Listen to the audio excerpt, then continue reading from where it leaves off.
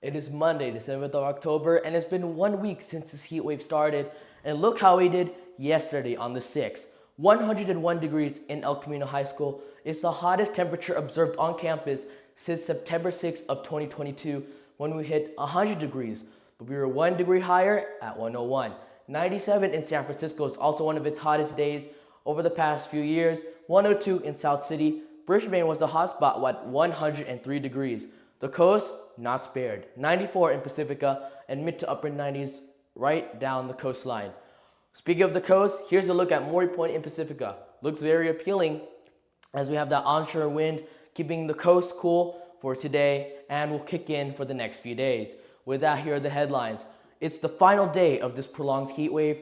The coast is much cooler with the onshore winds, and Bayside is slightly cooler as you don't have much of an offshore wind. And the sea breeze will kick in later on and really cool us down and bring the fog back to the Bay Area. Speaking of the fog, here it is, down along the Big Sur coastline, and a southerly surge will bring this fog from the south to the north, and by tonight, the fog will be right back along the coastline, even seeping its way towards El Camino and cooling us down.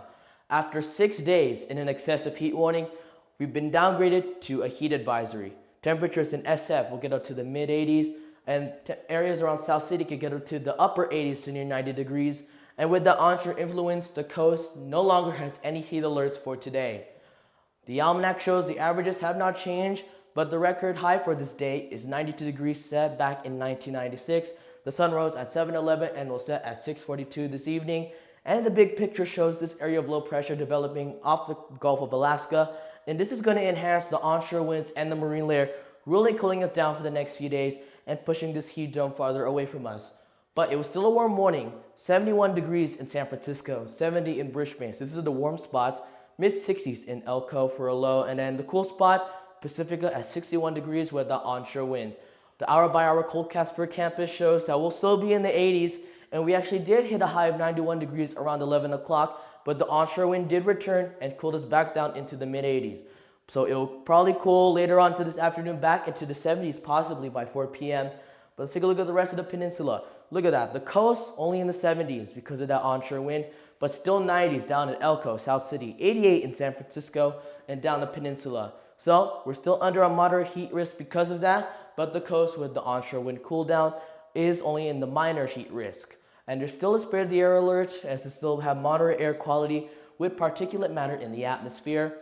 And keep in mind, colds, we still have one more day, so there's still a risk of heat exhaustion and heat stroke. If you feel dizzy, thirsty, if you're sweating, feel nauseous or weak, try and stay cool, drink water, go to a shaded area.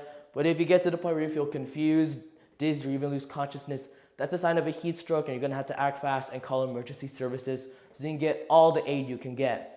So this 1 week Coltcast shows only one day highlighted in the heat alert, and that's Monday as we see 91 degrees. But look at Tuesday, 20 degrees cooler for a daytime high at 71 and the fog returning. And we haven't seen this in a while, 60s for highs into Wednesday and Thursday.